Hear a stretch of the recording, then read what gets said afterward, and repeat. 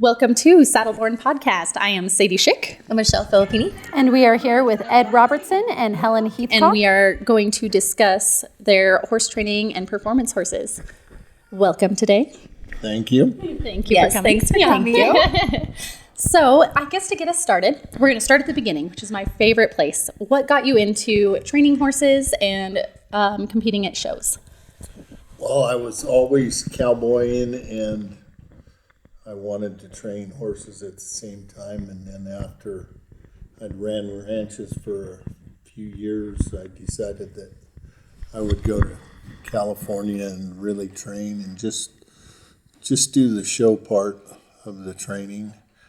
And I jumped in the big pond with everybody and eventually started doing very well. So it's just evolved now. I'm kind of back with the family and doing my own thing, but still staying involved in training and showing. Nice. And so did you get into horses as a young man? About when did you start riding? I started riding when I was 10 or 12. Oh, okay. And started working for different people. And then in high school, my dad had a pretty good sized farm, and so I didn't have time to ride in the summer, so I'd play around in the wintertime and do whatever I could with the horses. And that was in California. No, that was in Bruno, Idaho. Oh, so you couldn't ride year round outside. Yeah. I was thinking it was going to be in California where it was nice weather year round.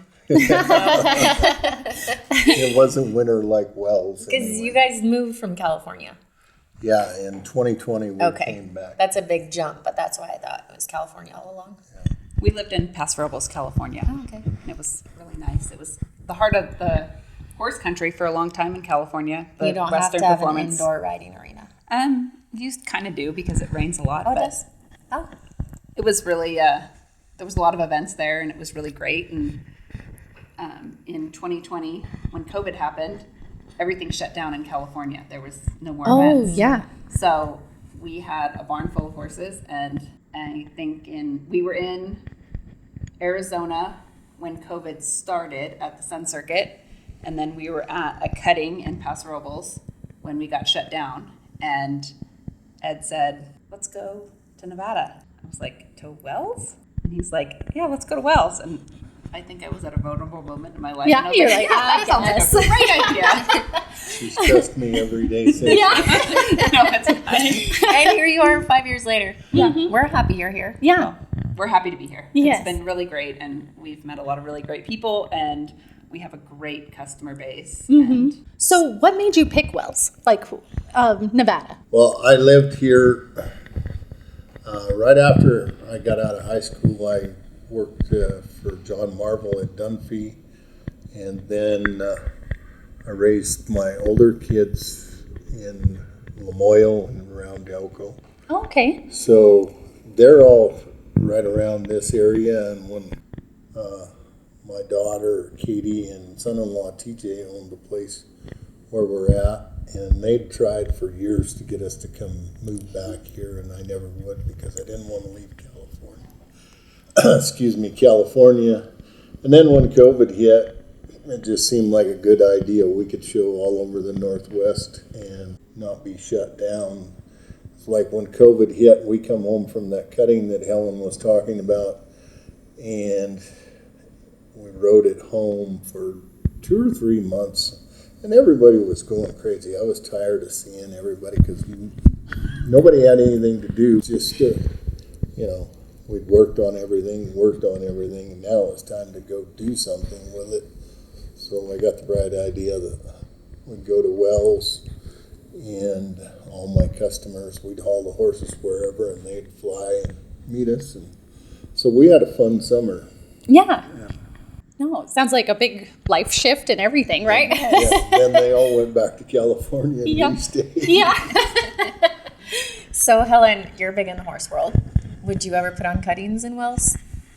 we would like to. We put on one actually in 2021. We put on a fundraiser for a neighbor that passed away who actually built a little covered arena there in Wells, and it was really fun.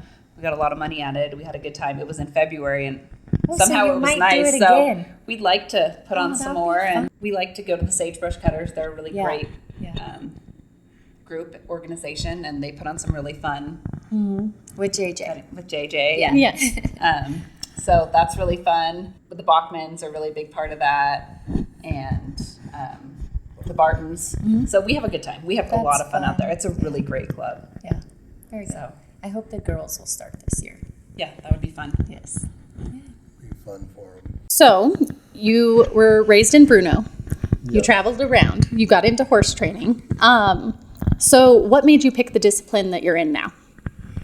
I started out primarily just cow horse because, being around Elko and everybody wants to be a bridle man or have bridle horses, and that was kind of my goal. And, when you're training and everything, find out where you're at in your program. You got to go compare your program to everybody else's. So that opens up a whole new world. You get an eye opener, or you're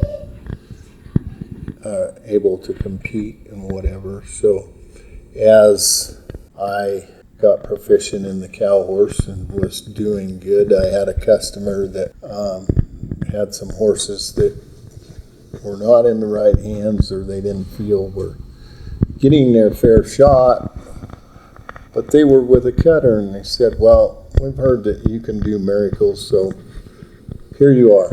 And that was my first cutting horse. I got her late in her 2-year-old year and ended up showing her at Pacific Coast that fall, and was a 222 in the first round, and then I flushed a cow in the second round and kind of took us out. But it got me started that, hey, this is pretty cool, and it's not as easy as it looks. And so I was bouncing back and forth, and during the recession, which was in 14, I think a lot of the single discipline trainers were struggling, and because I was doing both, my barn stayed full and I stayed busy, so it worked out good. And now I help the cow horse people, but I would sooner train the cutters, because at this point it's Easier on your body. Yeah, it's easier on my body. I want to slow down. I don't want to quit, but I just want to slow down. Gotcha. Yeah. How do you decide if you're going to take the horse and the client? Is there a application process, or? Oh, we talk about it. Yeah. I think just the customers really make any horse a good horse. If they're great customers and they're good to be around, and people are good to be around, it really makes, you'll take any horse. I think this is what every young person that decides they're going to be a trainer misses, is that you might deal with horses, but you really have to deal with people more than the horses. The horses are easy, and I've told several people that I've never had a horse show up with a checkbook in his mouth and say, You kind of have to deal with the people, and it's really important to have a rapport with the people, because sometimes you got to train them along with the horse, because you go through stages and they don't really understand the full process of from start to finish or whatever. So you got to kind of coach them along, and some people don't want to be coached. But for the most part, we stick with sons and daughters of, great horses. Yeah. Or bloodlines you've rode before, so you kind of know what you're getting into. That kind of really makes a big difference. When you're accepting them as clients, or also when you're selecting one for yourself, When right? you're selecting one for yourself, or, picking, when somebody calls you and says, I have this horse, and we turn away quite a few horses. If it doesn't seem like it's going to be a fit for us, then we turn them away. And that's, just the best for both worlds. It's, it's not going to work out for them as well. And we've been really fortunate since we've been here. Our barn stays full, and, we probably only ride, our max is about 20. That's, where we kind of want to stay. That way we can kind of keep up on everything, and we can go show and the horses. You guys are busy. Yeah. Yeah, stay busy. 20 right now? Yeah. In training. Oh my goodness. And I've decided, since Hadley's wanted to get into the barrel racing, Yes. I bought a barrel horse to see what I can do. She's in. Oh my gosh. So it's been, How long have you had her for? I've had him since. Oh, him. Sorry. No, I've had him since January. Was What that the is tall he? one you were on that we were visiting Yeah. about? So kind of funny story. Yeah. Last summer, Ed's on the Rancheros ride, the Rancheros Visitores ride in California in the first week in May. And he has a really good friend who breeds really great racehorses. And he's had some of the best racehorses, quarter horse racehorses of all times. And so he called Ed last June and he said, hey, I have a horse I want you to ride. And he said, okay, thinking he just told me, he's like, he's got some 4-year-old that's not running that he wants me to ride. And so he calls him and he says, the horse is on the truck. And he sends Ed the pictures and the video of the horse. Well, this is the highest selling quarter horse racehorse of all times.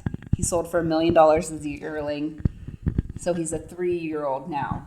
So Ed rode him all last spring and he's on his way back to the track right now. So we're really excited to see how he's going to do. But this horse came from those same people. Oh, So okay. we've got Ed They're has great clients. Yeah. this horse came from there, so we want to see what we want to do with him. And Yeah. it'll be fun. And so from like what you feel so far, because you have rode him, right? And so how's he feel under you? My daughter calls him Grandpa. Yeah. She says he's like real laid back. Yeah. He gets up and goes. He's fun, and Ed gets on him and tunes him up for me and puts a little bit more of a. So Ed can be a barrel racer also. And he's in. I'm a coach. I always joke that Ed, one of my rides, if Ed rides my horse, it gets me 2 weeks farther along. Oh, yeah? Just after one ride. Just after one ride, I'm 2 weeks farther along than I wanted to be. Ed is not going to be a barrel racer. We were hoping to get just one run out of you. We might have to have a men's barrel race. We're trying. Is Johnny in on that if we have a men's barrel I'm race? sure he would consider it if Ed does it. Those are his all terms. 3 barrels down. Yeah. I would too. I would just join you. They can put a shot on the barrel. They have to like run to the barrel and take a shot. Give him a little incentive. Yeah. Fall off the horse. Hey, we could raise some Because money doing a men's barrel race. We should do it. We should do it. Let's do it. I'm in. Next idea? Yep. Coming right up. Yep. Okay, Helen. So you guys just got back from Napa. You guys both showed Napa. Just Nampa, Idaho. Just Ed showed. We just took a couple horses and we didn't draw very well, which was okay. The cows were a little tough, but that's like barrel racers. Yeah. The ground was Yeah, wait a minute. It was fun. We had a great time. We had some fun and got some good runs on our horses and we were happy and That's fun. didn't win any money, but that's okay. Sometimes that happens. The weekend before we killed it and that was Where were great. you guys? We were at a club show up in Idaho, so You guys are never home. Well, on the weekends. we just started showing. This was our first 2 We've shows. been home. Gotcha. We've been Hadley and I've been barrel racing on the Yeah. weekends. They're I know. been home to. yeah. That is They're here to true. turn and burn right now. So Just when you thought you married a cutter. Cramping my style. I know. These barrel racers. Taxi's cramping Johnny's style too with his ranch horses. So your barrel prospect, what kind of differences do you see between that and what you get as kind of a cutting prospect? Well, he's a straight go-ahead kind of horse, and with the cutters, I'm trying to feel how big they're going to stop, how quick their feet are, they're going to turn. So he can move. He's got a top end. You can feel that, but he's changing directions. It's going to be hard for him. I notice on my bigger mare that it's a lot slower before we get something, and then I have a short, choppier one that's she can shift directions a lot faster, Yeah. right? So interesting to kind of hear what your perspective on it. Sometimes the little short ones might be quicker for a short distance, but the top end isn't there like the bigger horses. So, Everybody keeps asking me, what are they going to put them on the barrels? What are you going to put them on the barrels? Yeah. And I'm like, I just want them broke first. Like Yeah, the barrels let's don't, start there. The barrels really don't mean a whole lot to me until I feel like I can put them where I want to be and we can go fast, slow down, turn left, turn right, back up, do everything. And when I feel that he's in that spot to do everything I want him to do, Yeah, absolutely. then we'll go to there. But it's a lot barrel racing to me is a lot like training a cutter. Mm-hmm. There's a lot of slow steps involved before you get to go fast. And you have to be able to go really slow and really fast. And so you just kind of go back and forth. You just work, just go back and forth. And we just work on slow work. Like I just work on riding him. And when he's ready, I'll crack him out. I took him to, it was your barrel race. I'm like, it was your barrel race. I took him just to like see how because we've been in the small covered arena in Wells. I hadn't gotten outside, and I was like, I just want to see what it'll be like with the announcer and everything else. Watching and you. my favorite. The only thing I was a little worried is there was Ed pushing the stroller. It's so good. There were some kids going really fast in the opposite direction, and I was like, okay, maybe I know we could stop. Like we have all of our buttons, but I was like, I don't want to run somebody over. You know? We're gonna find the whole today. So he's like, okay, I got this. No big deal. So it was. He saw the barrel out there, and he was like, "Whoa, what's that?" I was like, "Oh, that's a good sign. He knows it's there at least." That's cute. And so when you're preparing a young one to take to your shows, are you kind of doing the same thing, hauling them to the show, letting them see the sights? Right now, our 3-year-olds are a little green to haul to the shows, but probably about the end of May or June, they'll start going, and we'll enter them in some little practice classes and start seasoning them before the fall shows start. Okay. And do they have a futurity year also? Their futurity year starts August of their 3-year-old year. Oh, okay. So a little bit different for rein cow horses. Rein cow horses, they have, futurity year. The futurities start about August too for them. But they can go to quarter horse shows and show ahead of time. Like you can start showing them now. Where the cutters, they can't be entered in anything prior. You can take them to practices, but they can't be actually shown before then. So, and then there's the big futurity, and that is in Fort Worth, and that starts at the end of November. But if they enter the big futurity, they can't go to the small futurities. Gotcha. So there's the small fraternities mostly on the West Coast. They're kind of all over now, but the small fraternities start in August, and then. So will you guys go to Fort Worth this year? We have one horse that we're really thinking that. Yay! We're hoping One that is she makes That's it. quite the drive. But it'd be fun. Yeah. She's really good, and we have some others. It's you kind of wait and see how they progress. And cutters are kind of funny. Like this time of year, they're really good, but it's like you're learning how to go from 2 hands to 1 hand. So they're starting to learn how to work one-handed. And So if you had someone that called you guys and they own their own horse, but they didn't want to fully put it in training, but it was a pretty good horse, would you work with the horse and the client like a couple days a week, or you want the horse to stay? We do a lot of that. Oh, you do? And it works, but it takes a lot longer to teach somebody how to teach something. Right. Way faster, but we do a lot of that, helping people that want to train their own horses. And, Okay.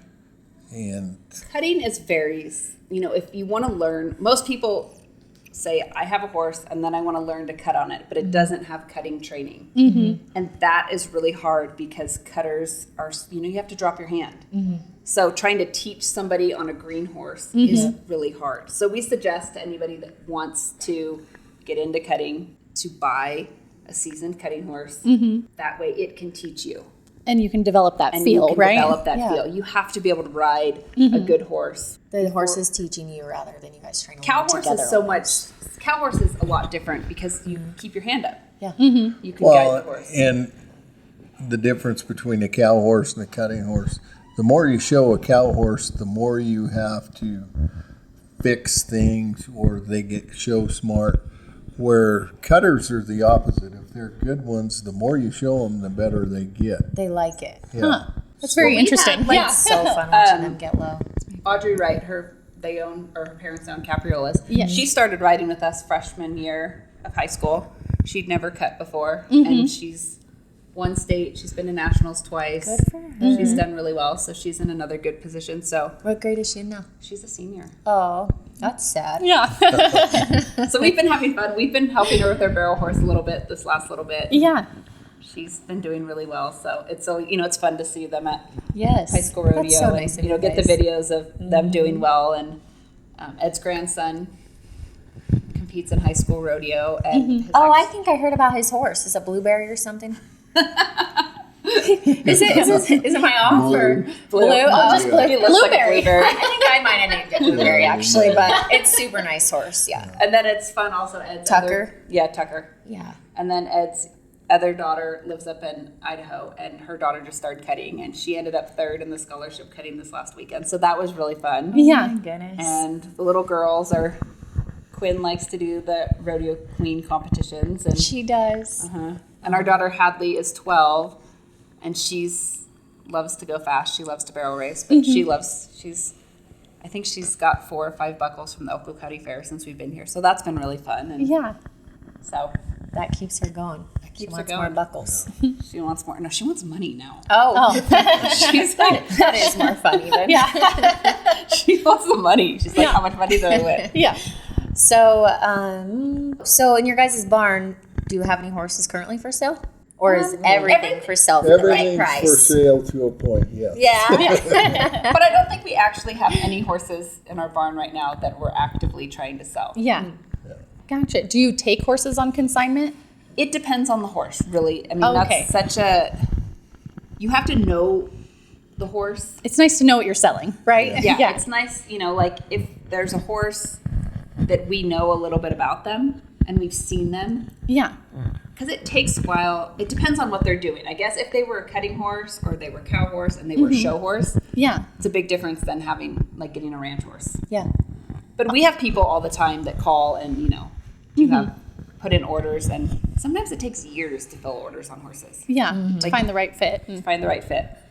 So, So if the client comes in with really high expectations and it thinks no matter what, well, the client thinks that they have a show horse and it's going to win, it's probably harder to deal with the client when you don't have a personal relationship with them and they think they're going to win.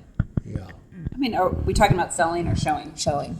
Um, Like if they think Ed is going to win no matter what, you that's have to probably have hard. I mean, that's a hard expectation.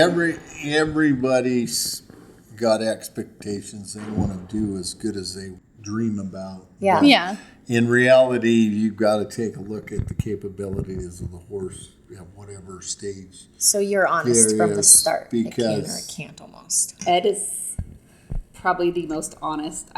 If he tells you something positive, like Yeah. about your horse or about like his expectations that he's going to have on that horse, it's pretty low because he always wants to under deliver and over perform. Yeah.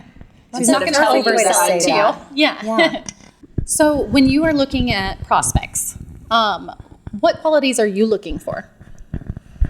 I'm looking for confirmation and the pedigree, but the biggest thing is that gut feeling that I call it the wow factor. Is what I'm looking for. When you have that in competing with my peers, they're riding the high end of the high end, and it comes down to who's mounted all the time. So you're looking for that 1 in a million horse all the time. Gotcha. Settling for whatever you get, and then you got to train that to its ability or capability, however you want to put it. Yeah. Do you have certain qualities that would like flunk them out immediately? Or are there certain things like maybe this one's a little anxious on the road? Would that drop it out of the program or? Well, the funny thing is some of the better performing horses have little quirks and issues that Yeah. you have Yeah. to deal with. So that is not a real deal breaker because, it's like they have a unique personality in one respect, and it may bite you somewhere, but in the show pen, it's phenomenal. So you got to kind of give and take there. I think Ed's biggest thing is he makes sure before he really starts training on a horse that they have clean x-rays. Or if they don't have clean x-rays, he knows what the issue is. So if they start acting up or there's something going on, he's not trying, does not or will not train a horse through pain. Like if it has an issue, it needs to go to the vet, it needs to get checked out. A lot of people are like, my horse is doing this or my horse is doing that. It's like, They're trying to talk to you. when did you have their teeth looked at last? When have you taken them to the vet? Have you looked at getting them injected? And I think that's a big thing in the performance horse world is people think injections are such a negative thing sometimes when it's like changing the oil in your car. You're not going to just keep running your car on bad oil. Or us having a headache and taking some ibuprofen. There's Fix things the that you problem can do. And almost. once you know the problems with the horses, there's so many different things you can do. You know, there's therapies, there's the PMEF machine. Like there's just so many different things that maybe they need to be iced. Maybe they, you know, there's just, and we have been really fortunate since we've been here. Ed used Brent Glazier years ago, but Brent and Mary have been life-changing for us. So we really appreciate everything that they've done for us. And Veronica has been shoeing our horses, and she does an excellent job. And, you know, Where is she located? she is South of Wells. South of Wells. Yeah. But she's gonna be like, why did you say my name on there? You're like, I take very limited. Everybody go to Veronica. I'm like, oh, no. But she's done such a great job for us, and we're just really fortunate to have a really good team of people around us. And Yeah, it's like we were talking about. You have to educate your people as you're training your horses. I've had several people that say, well, I've never had to inject this horse or that horse. And I said, well, if I don't have to inject him, I need a new horse because he's not really giving me all he can be. And they're, you know, just like you watch the football players and the baseball players, they're being worked on all the time. We have equine athletes. They need the same consideration. And if I stay up on the little things, then the big things don't happen. So, you know, it may be cost so much for an injection, but they're not crippled or out for 5 or 6 months because of an injury if you stay on top of things. So you got to train people. This is why I'm like I am. So I want to feel when the horse is telling me something's off. I want to find out what it is. Yeah. I'm so curious. I want to hear about a life, like a day in the life of you guys with having that many horses in the barn. well, now Do you guys have help? we had a baby Or is last it- year. Yes. Things have changed a little bit. Uh-huh. So my mom comes over in the morning and watches Ella, and Ed and I ride. But no matter your if it's mom lives here too. Oh, No it's matter so if good it's- you guys are here. freezing cold or whatever it is, we start riding at 8 o'clock in the morning. I mean, it's snowing, blowing, Yeah. whatever it is. We start at 8 o'clock in the morning and we ride. With the cutters, we can saddle them and get going through a line. And We've it's had a just bunch you of and people- Ed. Like you don't have anyone that lopes On the weekends, Hadley's around and helps us. Ed's grandson, Tucker, will come over and help us. We're trying to get Quinn trained up, so she wants to lope some horses for us. But, you know, we have, sometimes you'll come over and ride and there'll be 20 people on our arena. I mean, lessons and whatnot, so it can get pretty packed. But no, for the most part, it's just Ed and I. We can hustle. You guys are really a power team. Yeah, we complement each other. So about how much time do you spend per horse, or does it vary? It varies. Oh, okay. And, you know, some horses take more time because of the way their attitude or whatever. And some of them just, I'm ready to go to work in 15 minutes. You're done and you've accomplished a lot. It depends on each individual. Every horse is different. And the attitude they bring that day So too. mostly with cutters, we work fast twitch muscles. Okay. So we're not trying to train an endurance horse. Like, we warm them up and we get their muscles warmed up to work, but we work a lot of cows. So, I mean, we work cows all year round. We have really a great cow deal. So Gotcha. we have fresh cows all the time. But we're working fast twitch muscles. So you don't want to train a endurance runner to then go work fast twitch muscles because you're just going to, tear things or it's kind of like barrel racing. Yeah. You're going to work on the same kind of, you're going to go really fast and in sprints Yep. for a short period of time. Yeah. When we go to shows, we have to lope them down a little bit more. But Gotcha. Ed's a firm believer in to work his horses fresh, like not ride them down a lot so that they okay. learn to work a cow more on the fresh side. Oh, okay. And that really helps with soundness because they're not just getting hammered on. And then having to go perform. Yeah, not Gotcha. riding them for 30 minutes and then going to go cut for 2.5 minutes, Gotcha. every day, that really kind of takes a toll on them. I see. So if you were starting your colt on cutting, do you start them with the flag, or do you go right to cattle? I start with the flag and kind of make it a game and stop and turn, and it's not a high degree of difficulty, and they don't have to hurry and catch the flag like they do a cow. So when they start understanding the pattern, then we start putting one cow in the pen and kind of going with that. So it takes 4 or 5 months before they really actually walk into a herd of cattle, and some of them are longer. It depends on each individual. Okay. I think the thing about people don't realize about cutters is they're really spooky. A bad blows by and they jump out of their skin or they do something. So sometimes, we take them outside. Like sometimes we will and go out and go gather, do something, but they're always spooking at everything. And people are always like, why do your horses spook at everything? And I'm like, well, that's because fast twitch muscles. That's why. If something moves, you want them to kind of blow away. That's what they're supposed to You're do. not a cutter. You don't understand. Yeah. So, I mean, cow horses are way more versatile, but cutters are kind of I remember round cutters, so I'm learning a lot from you guys. one-trick ponies. Okay.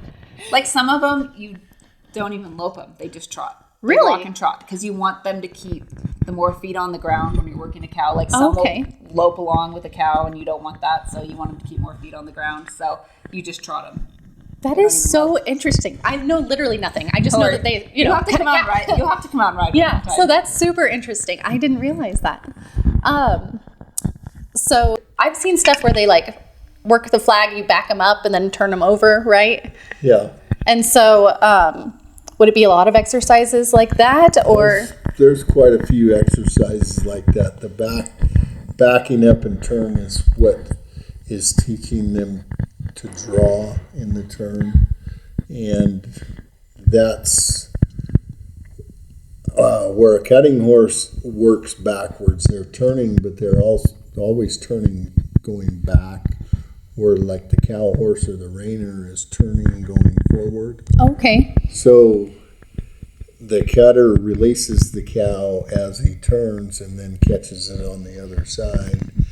And so without using your hands, the horse is learning to be like a cat playing with a mouse.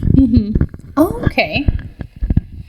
Oh, I'm so excited, you guys. That's so interesting. I had no idea. Did you have a mentor growing up when you started cutting? Did you look up to a trainer? I've had a bunch of Tom Dorrance and Ray Hunt were actually my mentors when I started out. My 4-H group when I was in Bruno was Ray Hunt's first clinic when he started doing clinics. And over the years, I have a lot of mentors or a lot of different people that have helped me along the way. Don Murphy, Teddy Robinson. Tom Marvel really. Randy Paul. Tom Marvel was one of my mentors when I first started out. So funny story is in 2016, it was the second time I'd ever been to Elko. But it's when Tom had fallen and was in the hospital, and Sally, his daughter, called and said, my dad said he wants you to go back to Elko, to the Elko County Fair one more time. Like, I want you to go up there and kick their butt. And so that was on like a Friday night or something like that. So we jumped in the truck, and that's when they used to have the open cow horse on Monday. So we drove straight up here. It showed in the cow horse, won the buckle, and we turned around right after that and drove straight back home. And we helped the grandkids show on Monday too, but that was really fun. And Tom was in the hospital, and they wouldn't let us in Reno to the hospital. He was on lockdown or something, so we sent a picture to Sally, and he got to see the buckle. And Oh, nice. You guys. You put a lot of miles on how you're just saying you went to the fair and then turned right around. When I was talking to her at the December race, she was like, well, we're here all day, and then we're going to drive to Wells, and then we're going to drive to Twin Falls, and then come back home. And I was put a lot like, of miles today? on. She's like, oh, yeah. Just like nothing. Like, it's your normal. you put a lot of miles on. Yeah, we used to jump in and go to Texas and do it all in one eat, but the last time we did that, we decided to break it up. It's getting tougher. So this November, what would be your guys' halfway point to Texas? I don't know, leaving from here, where we'd go. Gotta read. I guess it depends on the weather. Yeah. If the weather's good, Flagstaff would probably be a good stopping point. I don't even know how to. Sadie and I are following. Yeah.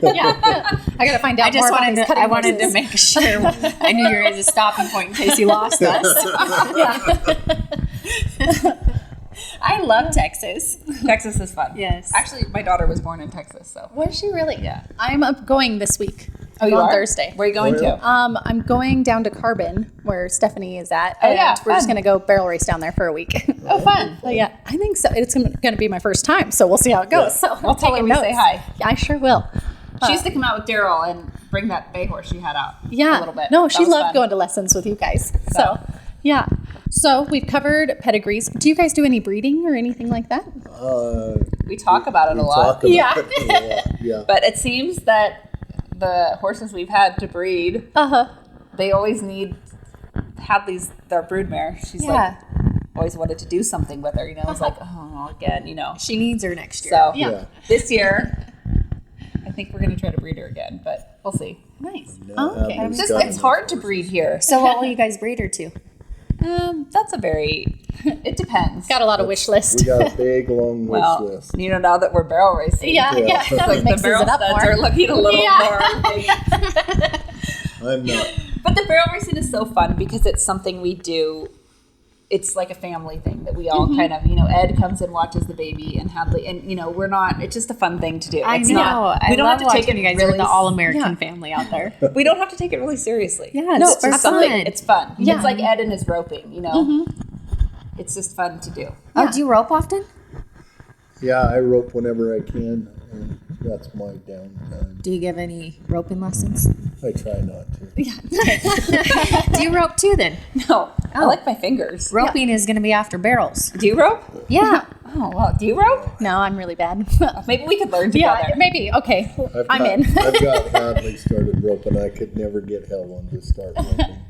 Yeah. It's just I always want to be good at things that I do. Yeah. So like I've never had the time to just put in and actually do Uh-huh. it. I So- get intimidated because I feel like people have really fast steers. I'm like, I need the slow one. It goes really slow so I could try this. We get slow ones from the ranch, so you could come practice with us. Okay. Okay. Maybe. Yeah.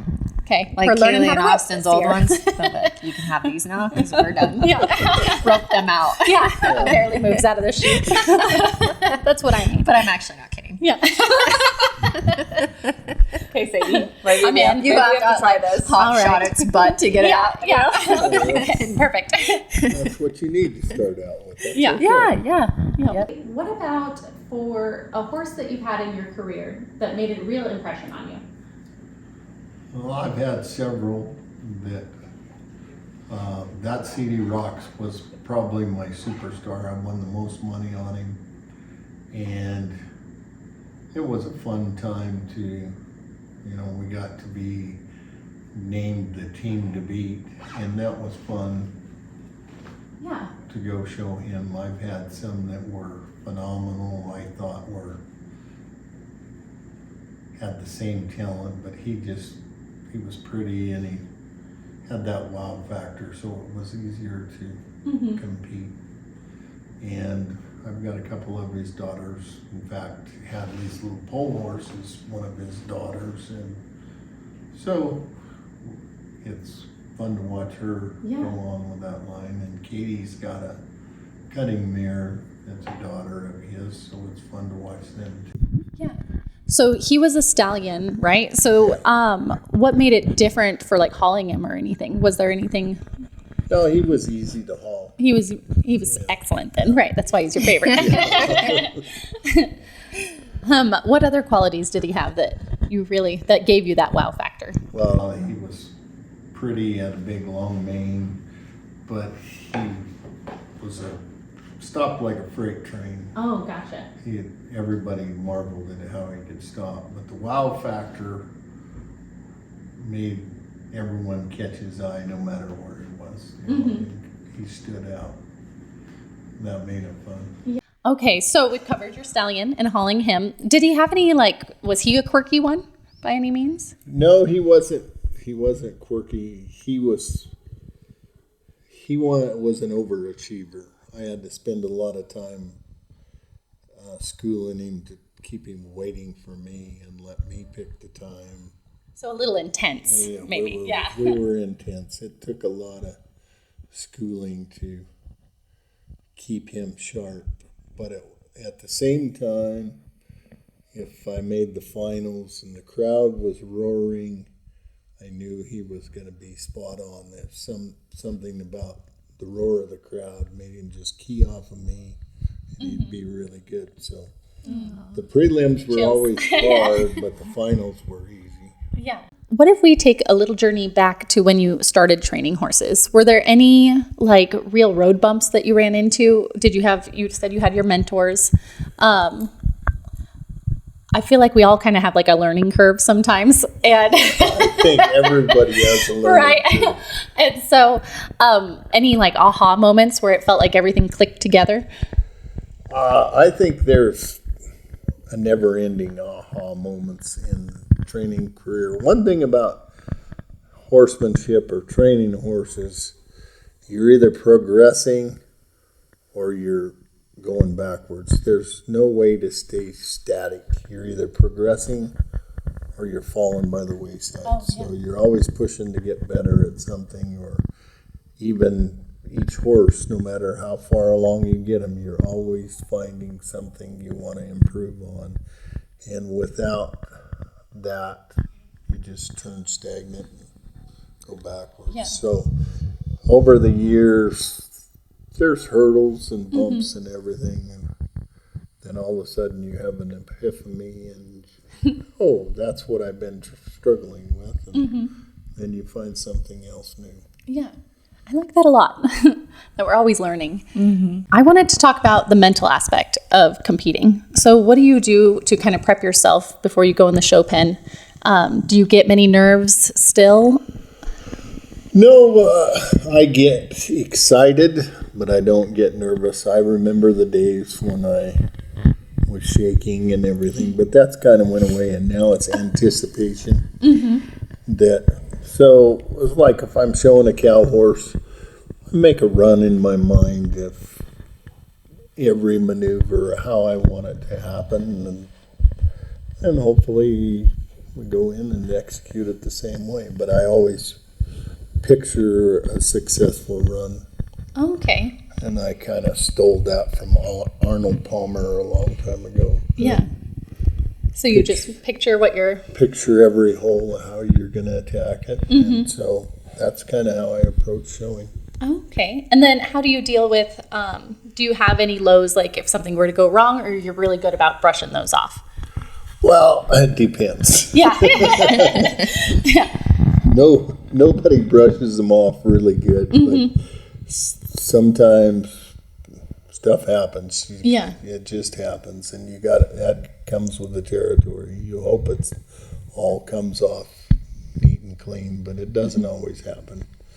And it's like I try to tell my people that I help, anything that can happen to you in the show pen has happened to me 10 times, or everybody watching you that knows anything has happened to you 10 times. So don't worry about it. Just brush it off and go back, and we'll try to fix it when we get home, or if it's something that just happened, we'll just go do it again. Yeah. I think making the highs not too high and the lows not too low. Oh, okay. So you're not such a roller coaster out there. You prepare, and if it doesn't go well, well, you try to go home and you fix it. You work on what you need to work on. But I don't like to show as much as Ed. I like to show sometimes, but I don't have the bug like Ed has. Gotcha.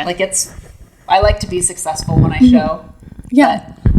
I don't just need to walk in, my daughter, I always say she's got open the gate syndrome. Anything, open the gate and she's going to go in and do anything. Yeah. And maybe I was like that when I was younger. But I like to watch other people be successful. Yeah. I like to try to help and, be that. But I see a lot of it in people with their kids being, wanting more for them than they want for themselves. Or being like super results driven, maybe like. Yeah, and just, you know, just kind of being more even keel about it. Like, if they lose, sometimes usually they go back and they put more effort in. Like, they're going to go home and they're going to work really hard at it. Yeah. And not wanting more for them than they want for themselves. And just making it fun, because it gets really stressful. Yeah. It's a lot of money that goes out, work really hard. And when it goes bad, sometimes you're like, you want to go back and you just want to like kick the door and be like, why did we even come? But, you know. Yeah. You always learn something. You always got to keep it into perspective that no matter whether it's a high or a big low, you still got to put your pants on one leg at a time. So it doesn't change anything other than your motivation to go fix whatever happened and make it better next time. Yeah, absolutely. Oh boy, I had another good question, you guys. I'm just gone. So I feel like in like at least with barrel horses, a lot of it is confidence going out there. So I could see where you maybe have the bug, because you get excited going out there instead of like pure terror. Like so maybe that's the trick. I'm going to take notes for my rating. Cutting is a lot like barrel racing in that. Like you're going, and if you're going along and your horse decides not to turn with a cow, or your horse runs off at the barrel, like it's the same. You're not going to stop it. Yeah. Like if your horse is going to leave the building, it's going to leave the building. Yeah, like absolutely. So you got to figure out, you know, be prepared and. I like the going home, and I like working on things, and I love the test. You know, I do like getting out there and seeing if we get just a hair better, just a little crumb, you know. So it sounds like it's kind of similar in that, right? And if things go wrong, like you have to be confident for your horse. If you lose confidence in your horse, you might as well just hang it up. Like your horse is not going to overcome. So you can't ride timid when you're cutting, right? Or will your horse compensate a little bit? Some horses will compensate, but being timid is probably, a cutter you have to ride. It's just like a barrel race. If you put your hand down, then the good one will run off and run around the barrels, and the other one will turn around and go back out the outgate. They don't want to play. So you're the leader of the team, no matter what discipline you're in. Yeah. So you're not a dictator, but we're in here together. We're in here together. And hopefully they stay with you and you stay with them. So, you got to have the confidence that your homework is sticking, and then you're going out and testing it. And that tells you. If you're having any holes, right? Yeah, sometimes The they old show up. adage, the old adage, speed kills. Yeah. That and the pressure. I had a friend at the Horse Palace tell me that, and she's a reiner, but she said you can expect to lose 20% when you show up to a show.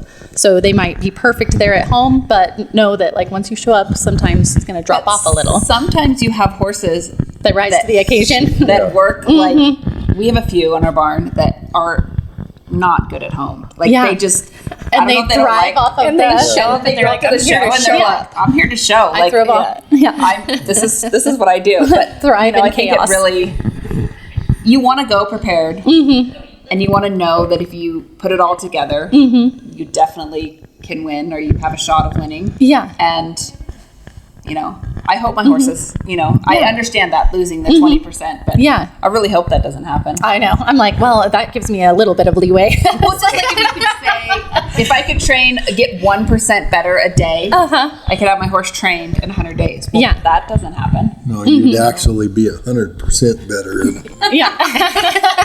You're not going to have him trained in 100 days. I don't Dang it, Ed. Come on. But that's it. That's wishful thinking. No, but that is. If you get 1%, and you want to get to 100%. No, we train for 1% improvement, and you're 100% better in 100 days, and then you start over again. I always like to. everybody sees me at the shows, and I like to go really fast. Like I like my cutters to go fast, so I just Barrel like to racer. take- yeah, I just like to take Ed's horses and go really fast. I'm a hero over zero. Like it's either going to be good or really bad. It's a test to see if the wheels stay on. So does Ed coach you through it when you're showing, or it's just all or nothing? Usually he's telling me to slow down. Take a deep breath. No. He's really good at picking my cows. Yeah. Like I'm not. So do you get to pick your cows Yeah. too?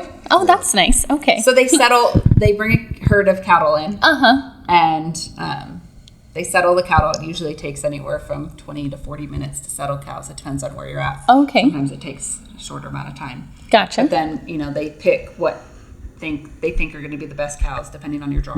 Oh, okay. So sometimes you're just waiting to see what's left. Mm-hmm. But So there is a little bit of that, but you picked your cow, so then you can't complain. Is that the thought? You own it. I think we've just been really fortunate I'm so since glad we've you been like here. Everybody kind of told us when we came back here, they're like, you're never, it's going to be tough. You're never going to make it here. And, we've just had some really, really amazing clients. And, our clients kind of turn into family. Like, it's a big, it's a big family. I And feel like it should be that way. even from California, we have clients that are like family, and they still have horses with us. And it's just really it's really fun to be a part of it. And we're just really... It's nice to have a community behind you. It's always nice to have that backup It's a kind of. village.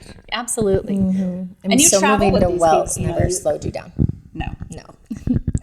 Traveling with these people, you get to know them really well. Yeah. So you got to have good people. And I think that's the biggest thing is having really good people.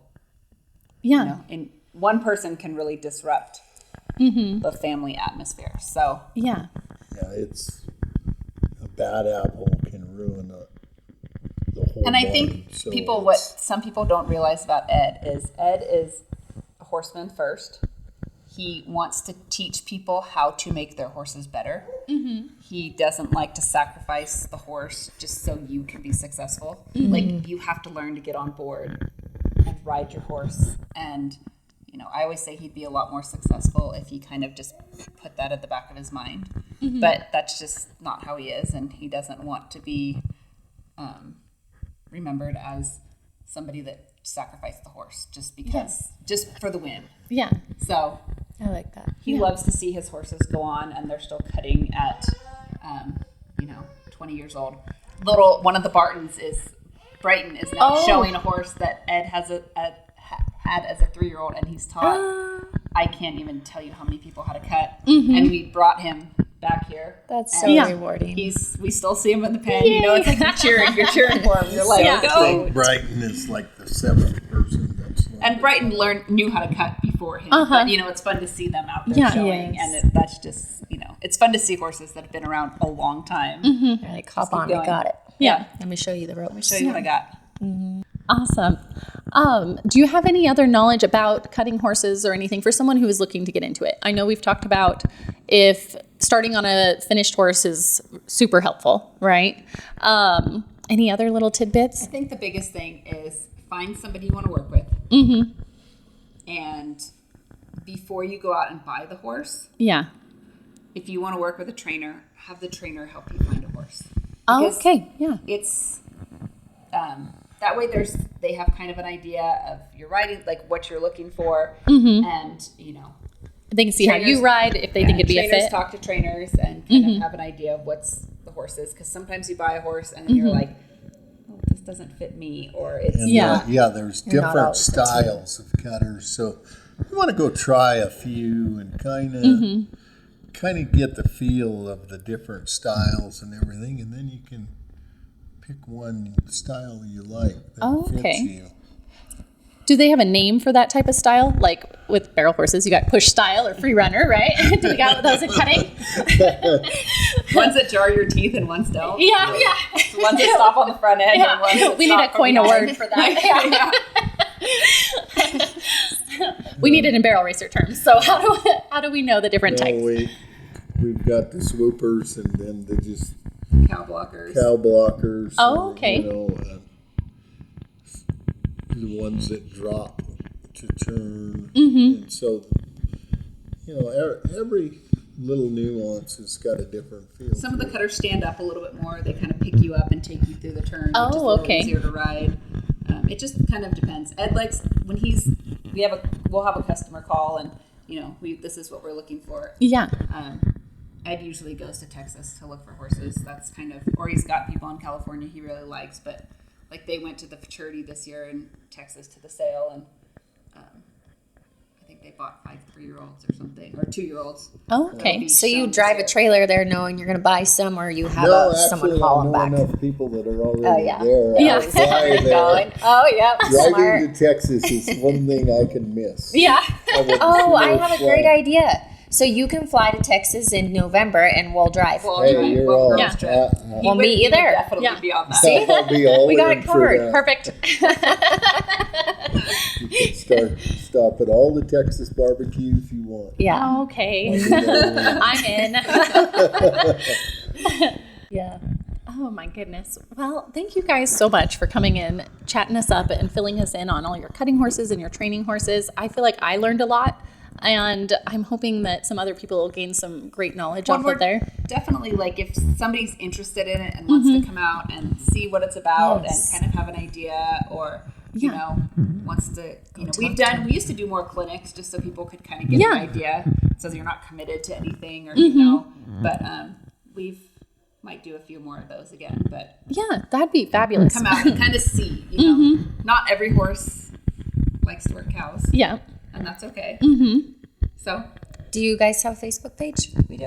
We have a Facebook page, and Ed Robertson Performance Horses Okay. on Facebook, and at robertsonperformancehorses.com. So they can find you there. They can find you there. You take lessons, you take training horses.